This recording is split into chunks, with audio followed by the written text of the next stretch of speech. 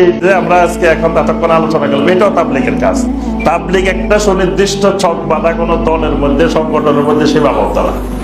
এবং আপনি সহি দিন শিখবেন। আপনি তাবলীগের নামে কোনো ভেজাল দিন শিখা যাবেন। আপনি তাওহীদ শিখবেন, সুন্নাহ শিখবেন। আপনি 1 মাস ঘুরে 6 মাস ঘুরে যা শিখবেন, আপনি ওই টাকাটা খরচ করে বাড়িতে একজন কোরআন সুন্নাহর আলেমের কাছে শিখেন, তার থেকে আরো বেশি শিখতে পারেন। আপনি ইসলাম শিখেন বাড়িতে বসে বসে। আপনাকে তো বাড়িঘর ছেড়ে, আপনাকে পরিবারে দিন নেই, পরিবারে নামাজ নাই, আপনি চলে গেছেন অন্য জায়গার মানুষের বোঝানোর জন্য। তা আগে তো আপনার পরিবারের জাহান্নামের আগুন থেকে বাঁচাইতে হবে। পরিবার ঠিক করে ফেলছেন, প্রতিবেশী ঠিক করে ফেলছেন, এখন আপনার গ্রামে আর কারে দাওয়াত দিবেন পাইতেছেন না, তো আপনি আরেক গ্রামে যান, অসুবিধা।